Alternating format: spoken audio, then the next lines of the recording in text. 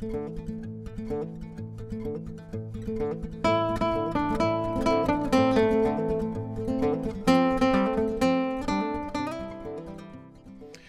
guys, it's Officer Ben here. I don't put my face on this channel very often, but this year I'm getting ready to take my Christmas break. I'm actually a little bit late. I should have started my Christmas break a little bit sooner. But regardless, I'm going to take a little break. Probably won't be back until mid to late January. And I wanted to make kind of a special video for you guys. And this year I decided that rather than making a highlight reel like I often do, I've been doing this for about 3 years now. And there are probably 3 big questions that I get quite a bit. And today, what I'm going to do with this video is I'm going to answer those 3 questions. The first question that I get a lot from citizens and from police officers and all sorts of people is, why did I start this YouTube channel? The second question I'm going to answer for you guys today is, how much money do I make on this YouTube channel? And then the third question that I get a lot, it's kind of a combination of questions. And that question is, am I a real police officer or am I just a YouTuber? And then also a lot of people, when they're watching videos, they'll say, the narrator's voice and the officer's voice sound very familiar to me. And a lot of people that have been watching the channel for a long time have kind of figured this out. But I do want to confirm that, yes, I am the officer in this video that took the homeless pregnant woman out for a meal. I'm the officer in an awful lot of the videos on this channel. I am, for lack of a better term, kind of everybody's favorite officer on this channel, mostly because these are incidents that I was involved in. So I know how to pull the video. I know where the video is at. I know what's on it. So I'll submit records requests for my own incidents and put them out on YouTube to show people kind of not only how I am as a police officer, but how these types of interactions very frequently, very often go out on the streets. So I'll get back to this video. I'll give you a little bit of backstory on it here in just a minute. I don't want to take up too much time with this video because I haven't had breakfast yet. I want to go upstairs and get something to eat. But the first question, why did I start this YouTube channel? That one, it's a little bit more complicated. It takes a little bit of a process. But if you remember back to 2020, the summer of 2020, that is when I started this YouTube channel. And sorry, I don't think I muted my phone. The stuff that was going on in the summer of 2020, that was a summer of violent riots across the country. Every major city in the country had violent riots, including Columbus. And there were a lot of people who were using incidents that happened in Kentucky and Minnesota in order to gain political power over their local police departments. And that was something that happened here in Columbus with the mayor of Columbus and city council and all that other stuff. One of the big things that happened here in Columbus was that the mayor and the mayor's office and the political establishment, they took over control of the police department's social media accounts. And for a period of time in the summer of 2020, there were basically no posts made on social media from the Columbus Division of Police. And the only posts that were being made were actually written by the political establishment, and the police department was told, you will post this. So they were posting it word for word. It's kind of funny because there was a lot of typos and stuff in some of those. My favorite post of 2020 on the Columbus Division of Police Facebook page was one that said the mayor's office has not taken over this Facebook account, which was an absolute freaking lie. But regardless of that, so one night I was at work, got to work at 11 o'clock. We're all sitting around the roll call table. The alert tone goes out before we had a chance to get car assignments, and it was a shooting. Somebody was shot in the chest and laying out in the alley screaming for help. So myself and a whole bunch of officers ran to our cruisers. We didn't even have time to grab all of our gear. Drove to the scene, find this guy out in the alley. Turns out it was a dope house. This guy was in the dope house. Somebody came in to rob the dope house. He got shot in the chest. The people in the dope house drug him out to the alley, thinking that we wouldn't go into the house if we found him in the alley. Officers arrived on scene. He had what is known as a sucking chest wound. So one of the officers on scene ran to the cruiser's first aid kit, grabbed a chest seal, went and put a chest seal on this man. We waited for medics to arrive. When the medics arrived, the battalion chief went to the sergeant on scene and said, hey, your guys did a fantastic job. If your guys had not put this chest seal on the guy, he probably would have been dead before we even got here. Your officers' actions 100% saved this man's life.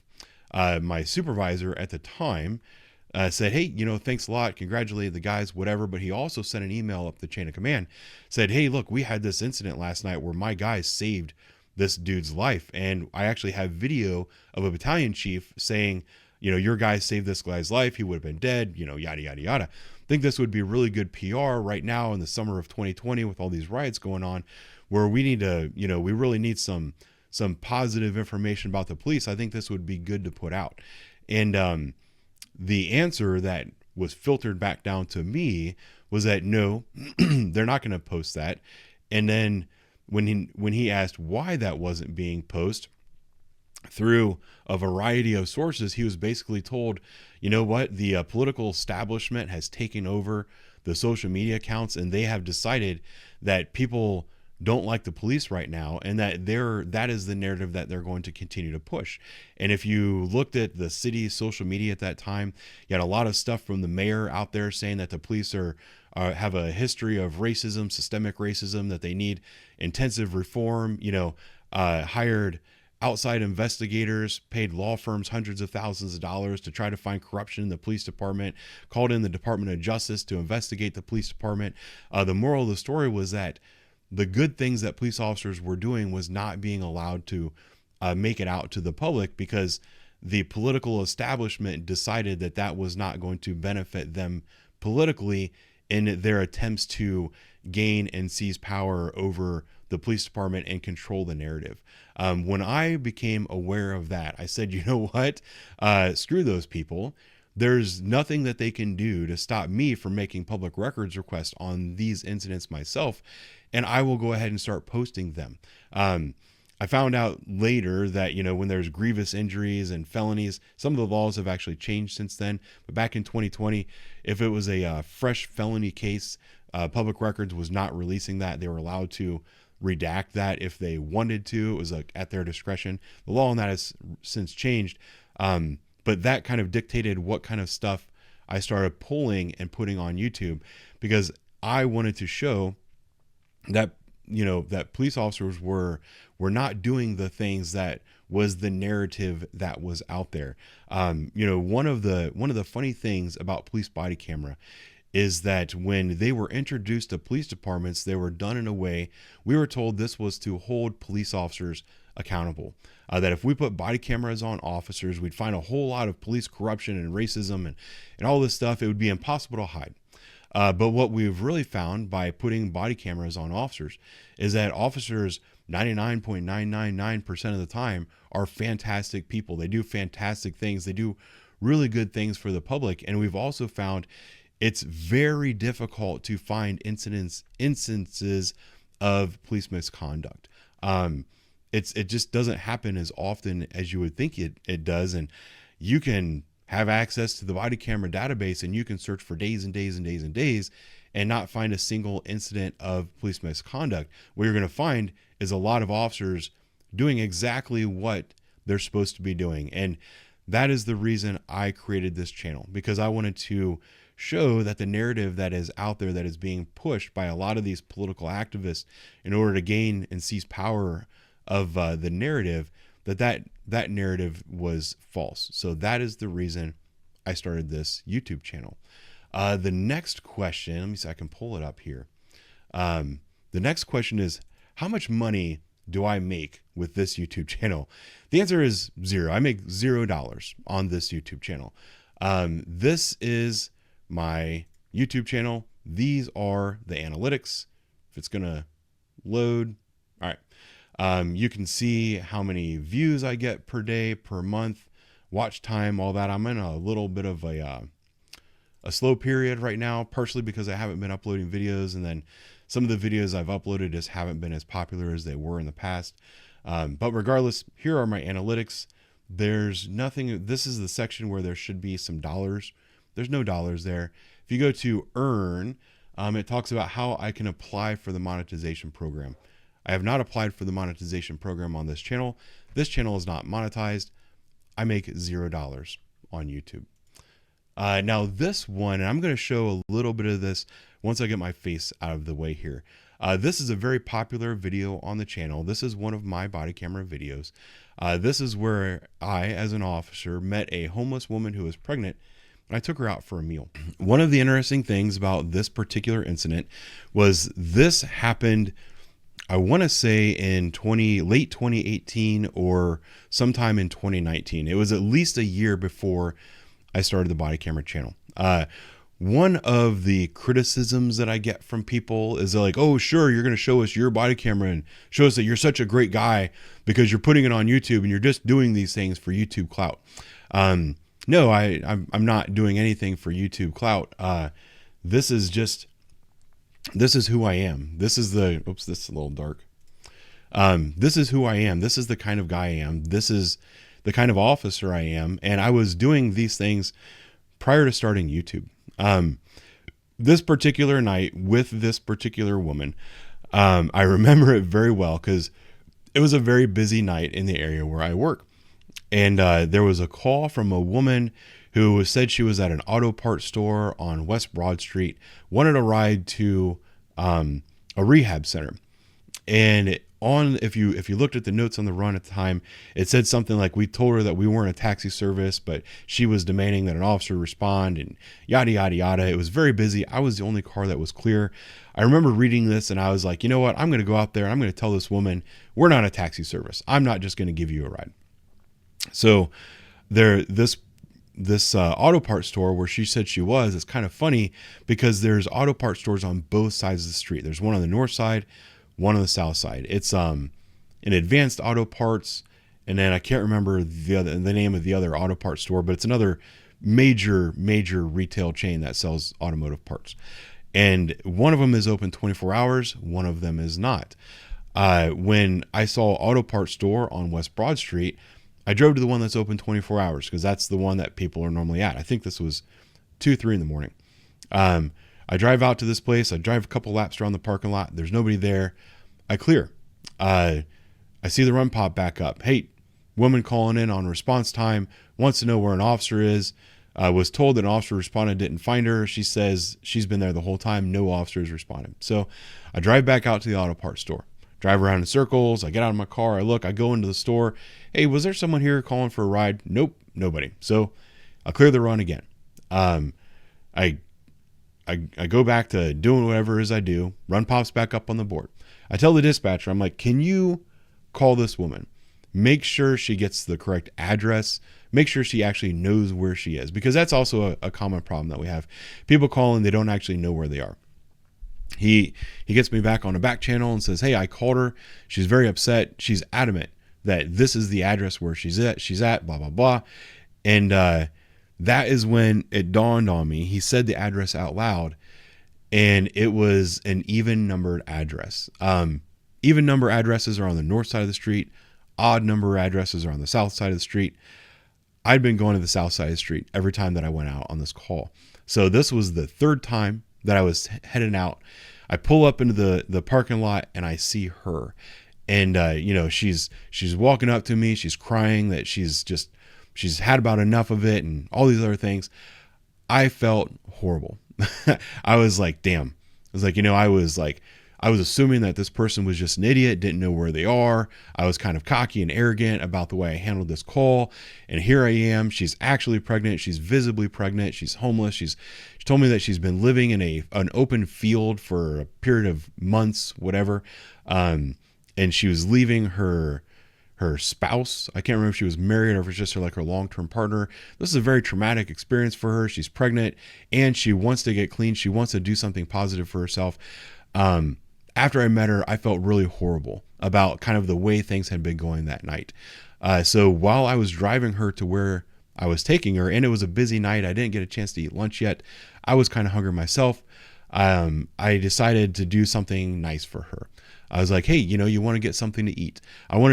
She didn't know all of the things that had transpired with me prior to that, but still I felt bad. I felt kind of guilty. And also there was no rush, you know, this place that she was going, it didn't matter if we got there a half hour later. So I offered her some lunch and we stood outside of the cruiser. We had a meal, treated her like just a regular human being, probably a way that she hadn't been treated in a very long time. Made me feel kind of, you know, when you're doing this job and you see so much negativity and all that, sometimes you need to kind of refill your battery. This was one of those incidents where I did something nice for somebody, made them feel good, kind of refilled my battery. And it's something that I never told anybody about. I didn't go to work and brag about it. I probably told my wife about it. But it's not something that I went around talking a lot about. Then when I started this body camera channel and I was trying to think of incidents that occurred within the last 2 years that I could do public records requests for and put out on the internet to kind of show the world the stuff that police officers do, this was one of the first things that I thought about. This one, and then the guy that was standing in the middle of the road in like women's underwear that smoked a bunch of crack, that one too happened prior to me starting the body camera channel, as well as some other ones. I don't remember them all. Also Johnny, the guy that overdosed on the wrong side of town that I had to call his mom and have her come pick him up. That was another one that incident occurred before I started the body camera channel.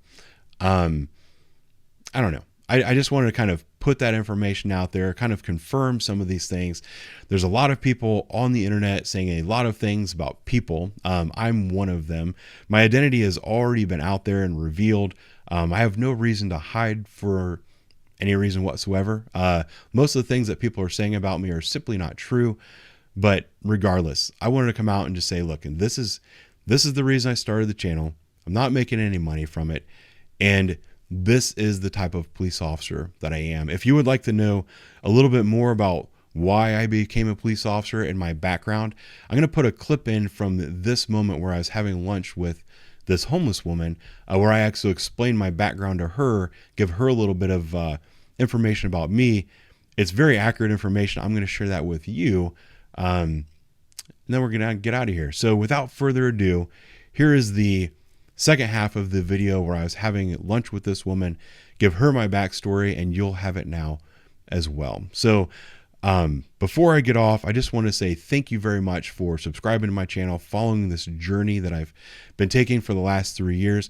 It's this channel and the stuff that I've accomplished with this YouTube channel are something I'm incredibly proud of. Not only have I had an influence on public opinion of police officers, but also I've used this channel to generate funds for charity. And over the last 3 years, I have raised over $11,000 for charity.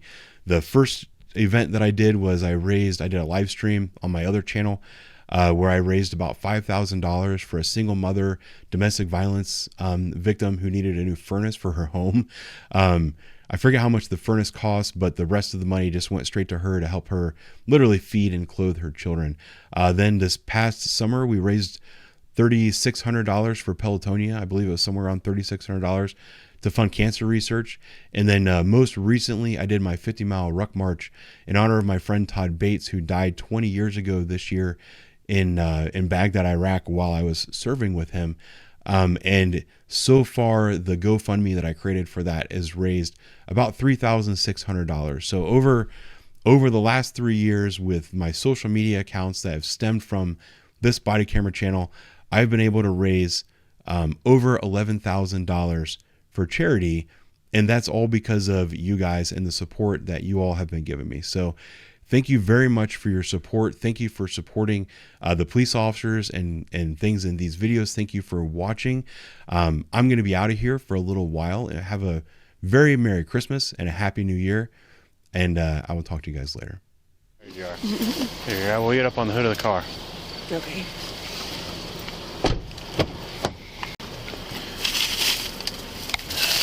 There's that. Walmart. 1019 was returned to 1644 minutes.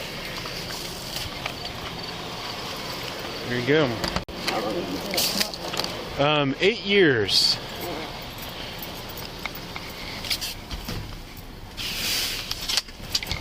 I've been on. Did you always want to be a cop? No. No? You know, it's funny. When I was a kid, when I was getting ready to graduate high school, I thought that maybe I'd want to be a cop. So I pulled up next to an officer in my hometown, and I asked him some questions about like how to become a police officer and stuff. And he told me his name was Officer Super. And he looked at me and he goes, you know what? He's like, you seem like you're a pretty smart kid. He goes, don't do this. It's like, don't do this with your life. It's like, go do something else. Yeah. He said he wouldn't wish it on anybody. So I went in the military. Then when I got out of the military,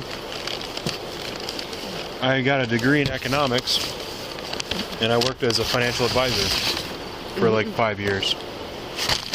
And what's on these burgers? They don't have mayonnaise or anything. No, it's just Oh, okay. cheese, pickles, and Good. onions. I can handle that. But I had a bunch of clients who were police officers for Columbus, and they told me that I'd like the job, and so I took the test, and then I got hired. Yeah. So I left my job working at a bank to come do this at night. I've been doing it for 8 years now. That is very crazy. My uncle was a CPD. Oh, really? He's retired now. When Richard did- Griggs. When he first started, he was he'd go around and pick up prostitutes, and that's how he met his now wife. Oh my gosh. Like, she wasn't a prostitute or whatever, but he was doing that and didn't want to tell her at first that that's what he was doing on the job. But as he retired, he was an undercover narcotics officer. I'm pretty sure he was somewhere down Hilltop or Bottoms area, but I don't know for sure because I guess we weren't allowed to know. Well, they cover a lot of ground too. Yeah. So, but those guys tend to work the whole city, probably everywhere between the South End and the Hilltop. Well, he doesn't talk to me very often. He says he's not allowed to. It's against their policy because I have felonies on my record. Like, at the end of the day, I'm still family, like, but whatever. But I've reported some drug houses to him, hoping that if they get busted, that I'm forced to stop. But my mom usually calls and tells him because it's her brother. So you let her know, and then yeah, and then she lets him know, and he lets whoever in that area know. But he's retired now, right? I guess he still goes in a couple days a week sometimes. Huh. Said his name is Griggs? I'll look him up. Okay, well, we have a personnel list. I can just look him up by last name and see. I have a buddy on the department. His last name is, I'm pretty sure, not related to him. I don't think so. That was my dad's last name. Oh, okay. Yeah, we got hired together. He works up north.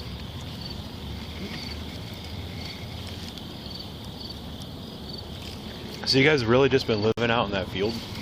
Yeah. It's crazy. Isn't there people around that area that have tents and stuff? They're like back in the woods. At first we were staying in the storage shed. I know it's illegal too, but somehow the owner found out and came. It was like 10:30 at night, and he came there. Luckily, we had just got there and didn't have any blankets or anything out. I told him we was just in there changing our clothes. So there wasn't too much he could do about it, but obviously we didn't stay in there no more. So then we were staying on the lot across from it, which is Lee's lot, and somehow the city got called on us for that. So we got kicked off of there. So the last week and a half we've stayed in that lot. That's crazy. Yeah. At least the weather's been okay. Right. It does get kind of chilly at night and first thing in the morning. But we had blankets and stuff. I know some of the people that have tents have a pretty nice setup in their tents. Oh yeah, they do. I used to. They're just like cool with it. Like I'm not cool with it. Like Yeah. I don't want to do that for years and years. Like Do you have other kids? yes, this is my 5th kid. Where are the other ones at? in Kentucky with my mother. Okay. Are you going to try to get clean and go down there? I'm probably not going to go to Kentucky. No? But that is my goal, is to get clean and get Kaylee and Raiden back. I want Damien and Mason back, but they're 15 and 14 now. And they were a year and a half and 8 months old or so when my mom first started getting them all the time. So she's had them this whole time. So. And they go to school down there. They're doing really good in schooling and everything, so I don't want to take them from her. Mm-hmm. And they'll be adults in a couple years anyways. Like, obviously, if they say, Mom, we want to come with you, I would get them as well. But Kaylee and Raiden's only 4 and 2. How often do you see them? Usually once a month. And when we had a ride, I'd see them a couple times a month because I would drive down to Kentucky. But my mom always tries to come at least once a month to bring them to me. That's been a long time. Yeah. My baby girl turns 5 on Friday. Tomorrow. I've got a 5-year-old. Yeah. 5 and 7. And I turned 40 this weekend. Oh, wow. Well, happy birthday. I'm only 33. My husband and me, between the two of us, we have 7 kids. 6 boys and 1 girl. Kaylee's the only girl. Because this is a boy, too. When are you due? January 11th. You think Mary Haven's going to help you get a place? Grant said they would. Because on my district and paperwork to come back next Tuesday, they gave me the number, but they called it masks or something. And she said because you are pregnant, they have a walk-in door policy. You can go anytime during the day, anytime during the night. Because you are pregnant, they have to accept you.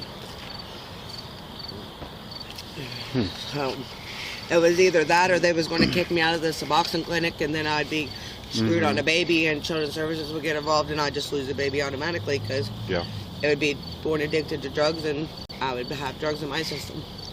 And I don't want that. Well, I'm sure there's definitely some stuff going on right now with the stuff that you're using in the baby too, so it's best that you get in some place. Right.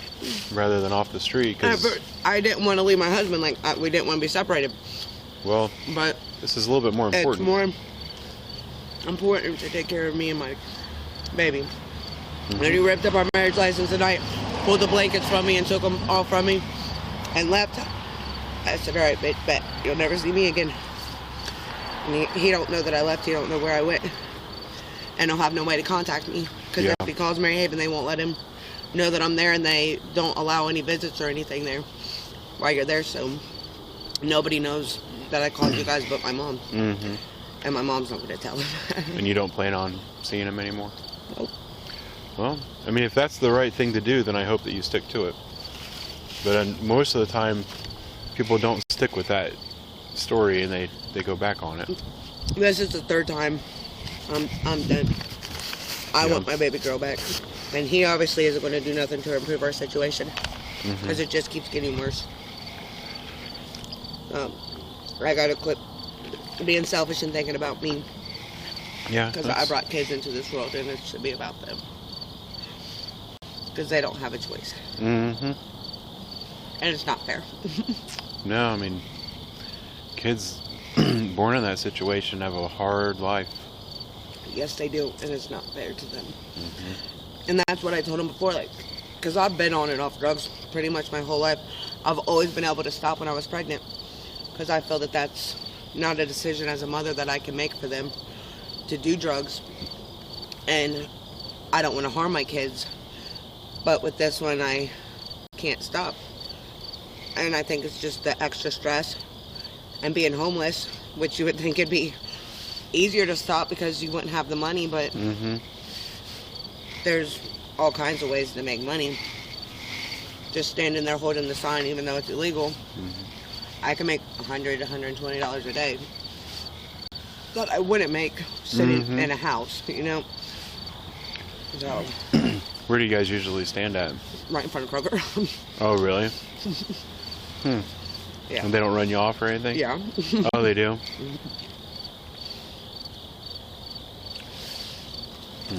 Yep, a few times they have. It's crazy though. How much you spend on drugs a day, you think? Like $30, $40. Oh, really? That's all? It's too much, but it could be worse. Mm-hmm. I do try not to do a lot of it, but if I don't have the Suboxone or I want to get high, I also don't want to be sick, because that can harm the baby as well. Mm-hmm. The stress of me withdrawing and me being sick can kill the kid. So when you're sick and don't have anything, it's easier to come up with that $10 than it is for the $20 for Suboxone. Because they're more than the actual drugs are, because they want to keep you hooked. They don't want you to get off of them, because then they don't have their business no more. Yeah. You know, I think they know that. Well, and I know that, like, for the girls down on Sullivan, they give them free dope all the time just to keep them working. A lot of people come up and tell me that. Like, I've had people walk up to me and ask me, and I tell them no, because I know it sounds crazy, but if I don't know you and I can't, like, don't trust you, I'm not just going to sniff something, because I don't want it to kill me. Like, if I feel as if I'm not a friend, I can't really say a friend, because a friend wouldn't sell a friend drugs. That could potentially kill them. But if you're not somebody that I feel I can trust, I'm not just going to get drugs off of anybody. That's crazy to me. Yeah. Make sure my walkie's still working. I got a little bit of common sense to me, but when you're sick or high, that you don't think about it. Like, Okay, copy. I don't know. I've never degraded myself. I've never went out and sold myself. Like, and there's been days where it'd be so much easier to do that. And I was amazed by standing on the corner how many men actually ask women that stuff. Like, I probably get asked it 4, 5, 6 times a day. Like, dude, I'm holding a sign. I'm not walking the fucking streets. Why do you keep asking me? And they'll be like, are you sure? Or they'll come back and shit like, no, never once in my life have I ever done it. I'm not going to start now. Once you start doing that, you really lose sight of things. That's what I figured, like, because I know it'd be easy money. You know what I mean? But I'm cool. Yeah. I still have a little bit of self-pride. It's funny. Every once in a while I'll be driving down Sullivan and there'll be like an attractive girl walking down the road who's not working, and you can see all the cars pull off to her. Yep. One night, I mean, she must have just been leaving a friend's house or something. She was she looked real nice. She was wearing nice clothes, young girl. And I saw like 3 guys pull up to her, and she told them all to go away. And I pulled up and offered her a ride. I was like, do you want a ride so that guys stop doing this? And she's like, she's like, I live right down the street, so I'm good now. I'm like, all right. But it's funny just watching dudes do that stuff. I think that's 16 and a half. And it's crazy that dudes actually do it, because Okay. I would say every single one of them have something. Because they're doing that with multiple people. Qualified for you can have And I'm sure 90% of them are IV drug users. I know I said I do the heroin, but I sniff it. Doesn't make it no better than the next, but they're potentially getting everything, and it's dirty. Like, Yeah. Well, it's gross. yeah. Go home and watch a movie. Yeah. Something.